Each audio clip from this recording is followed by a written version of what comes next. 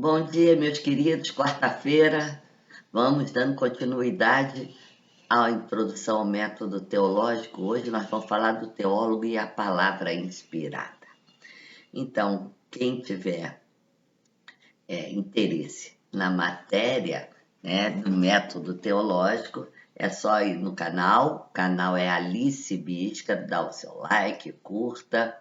E vamos com a professora aprendendo um pouquinho.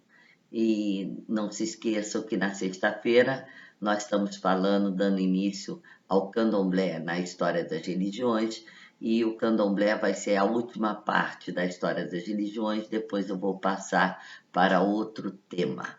Estou ainda pensando, tá?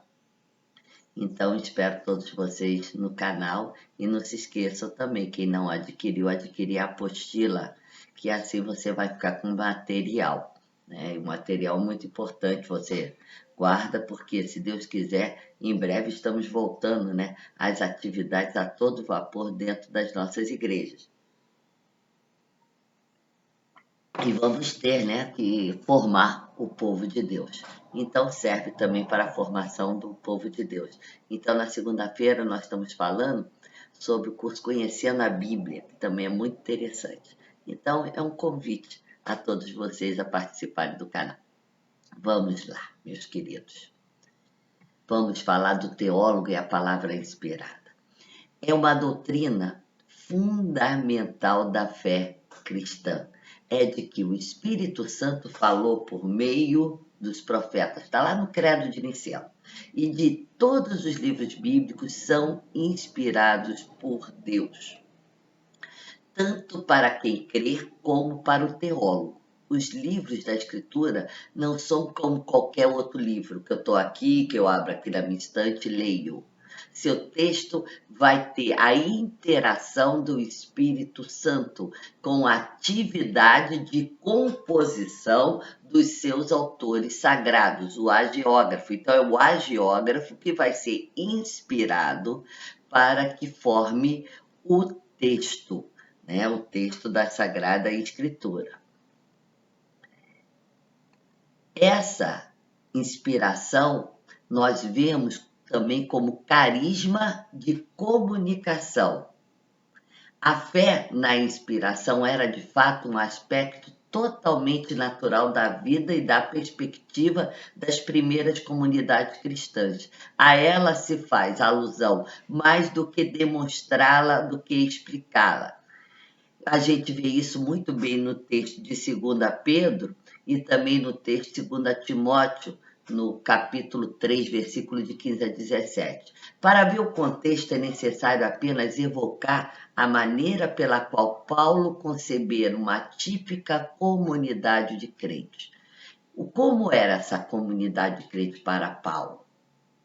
Ela tem que ter os dons e carismas espirituais que foram dados por Deus gratuitamente e que vão habilitar os membros a trabalhar pelo bem comum de toda a comunidade. Então, quem tem um dom e carisma dentro da nossa igreja, e até hoje nós temos pessoas com dons e carisma, todos nós temos algum, né? Uns mais aflorados, outros menos, mas esse dom e esse carisma só é verdadeiro se ele trabalhar para o bem da comunidade, para o bem de todos. Então, existe esse ambiente propício para que se seja trabalhado os textos inspirados. Então, por meio desses dons, aqueles que creem são designados, habilitados para um serviço especial, como de apóstolo, como de profeta, como de mestre, os que têm o dom da cura, os que têm os dons de administrar. Então, cada um de nós tem um dom específico e ele tem que ser usado para o bem de todos. Por isso que a professora dá aula, aí estou dando aula de graça. é um dom que eu tenho, é uma formação que eu tive, de poder fazer uma faculdade, poder fazer o mestrado, poder fazer o doutorado. Mas a que adianta eu ter isso tudo, essa formação toda, e não contribuir para o bem, para a formação da minha comunidade?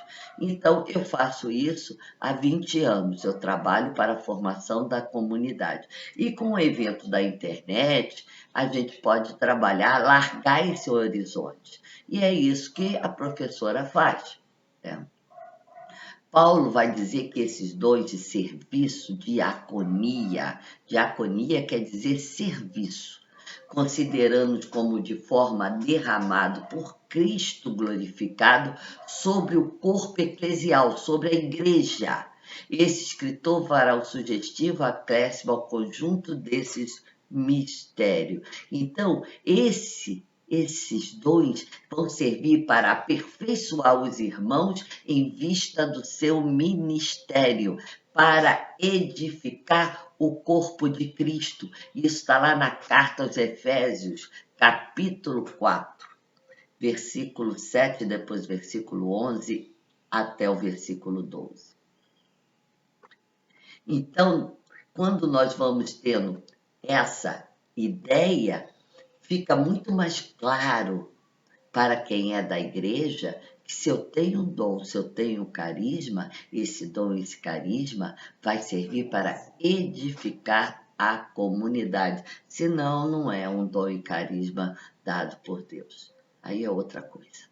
Então, nós vamos falar agora sobre as declarações que a igreja vai dizer sobre a inspiração bíblica. Então, nós vamos fazer um marco temporal sobre isso. A fé na inspiração bíblica vai acontecer de posse pacífica entre todos os cristãos a partir do século XIX. Na segunda metade do século XIX, os estudiosos da Bíblia de tendência histórico-crítica chegam a um resultado totalmente diverso da exegese patrística, principalmente com o teólogo protestante chamado Weyerhaeuser, que vai identificar diversos documentos e fontes, gêneros literários, e isso dentro da nossa igreja, a partir do ano de 1893, o Papa Leão XIII vai publicar a primeira encíclica que tratava dessas questões bíblicas, falando contra esses estudiosos protestantes. Só que depois, durante o período em que a teologia vai se desenvolvendo, nós católicos também vamos fazer uma transformação desse comportamento a respeito do estudo da Bíblia. Em 1943, o Papa Pio XII vai dar um grande apoio ao uso católico dos métodos históricos críticos, principalmente na sua encíclica Divino Avante Spiritum. Então, ele vai orientar nessa encíclica a todos os estudiosos católicos a ultrapassar a defesa da apologética da inerrância bíblica em favor de uma recuperação da intenção originária do autor dos textos bíblicos. Então, essa ideia não é eu abrir mão da patrística, mas eu realmente procurar o que o texto bíblico quer realmente nos dizer. E isso só mediante a um estudo metodológico, crítico, de gênero literário, de realmente exegético. Então, a partir da carta, né, da encíclica Divino Avante Spiritum, nós vamos ter essa outra concepção. E depois, João Paulo II, no discurso de 23 de abril, ele vai falar também, dando muita a favor desse estudo, esse estudo da exegese bíblica. O concílio Vaticano II vai falar sobre a revelação. Ele vai dizer explicitamente da obra do Espírito Santo como inspirador do que foi posto pelo texto bíblico. Ninguém está negando a inspiração do texto bíblico, mas também nós não podemos abrir mão do estudo metodológico, exegético desses textos. Então, ele vai dizer, na Dei Verbo, que ele vai fazer uma declaração positiva sobre a verdade de Deus para nós e pela nossa salvação, que vai ter a formulação dos textos bíblicos. O importante no texto bíblico é a mensagem, é a pedagogia divina que o texto nos traz. Neste ponto, há uma inerrância. A inerrância está no que a mensagem do texto nos traz. Essa mensagem vai ser sempre atualizada e eficaz. A palavra de Deus é sempre eficaz. Então, o verdadeiro significado da inspiração vai nos ajudar, nós crentes que lutam por crescer na fé, na justiça e nas boas obras. Porém, é mais que isso, não se pode captar a verdade vital oferecida na Bíblia com um exame superficial do texto. A verdade do seu conteúdo, como a mensagem e o modo de viver, só pode ser alcançado por uma série complexa de operações interpretativas. Então, nós temos que usar um método adequado de interpretação, que deve levar não só à plena humanidade histórica da Escritura, quer dizer, dentro do seu contexto histórico, dentro da filologia, que são os termos usados da época, dentro de uma datação, dentro de uma crítica textual, mas também nós não devemos nunca abrir mão dessa inspiração que vem do Espírito Santo. Como teólogo, deve interpretar a Bíblia. Então, existem dois principais trabalhos do teólogo. É recuperar o significado peculiar dos textos particulares em seu contexto original de comunicação entre os autores bíblicos e os primeiros ouvintes, e procurar também alcançar a fecundidade desses textos para exprimir um significado de contexto posterior, essa hermenêutica, trazer a Sagrada Escritura para os nossos tempos, trazer essa mensagem de vida e de amor para a nossa realidade de comunidade de vida. Então, esse é um papel do teólogo. Então, nós, como teólogo, nós temos que ter esse papel. Então, quando a gente pensa nesse trabalho, a gente não pode desconsiderar que ele tenha também que lidar com as questões da filologia, da estrutura do texto, do gênero literários antigos. Nós hoje falamos de uma forma totalmente diferente de quando foi escrito o texto. Então, ele tem as suas vicissitudes, as suas peculiaridades. Eu posso escrever, para a gente ter uma ideia, um texto, eu estou em 2021, mas eu posso escrever um texto contando uma história do século passado, do início de 1920. Estou lá. Então, eu vou falar das grandes mudanças da arte. E aí, eu uso um termo. Está lá no texto, está tudo bonitinho, eu falando da arte, das mudanças, dos quadros, do impressionismo, coisa linda. Aí, boto uma única palavra escrita, pendrive. Opa! Pendrive não surgiu em 1920. Então, esse texto não foi escrito em 1920. Isso são os termos. Então, quem é teólogo, bíblico, ele vai prestar atenção na filologia, nos termos, e com isso a gente pode precisar de uma forma melhor as datações. Então, é um trabalho árduo da exegese. A inspiração é na mensagem, não na datação, não no período da história, que a gente vai encontrar muita discrepância, tanto geográfica quanto histórica, nos textos bíblicos. Mas a mensagem, sim, é fidedigna, a mensagem é inspirada. Então, a gente tem que ver todas essas questões para realmente fazer esse texto chegar de uma forma fidedigna à comunidade. Então, a gente tem que ver essas intervenções dessas mãos redacionais, né, que Evenhauser vai falar, né, que são as mãos documentais. Então, a gente vê os documentos javista, eloísta, deuteronomista, sacerdotal e assim por diante.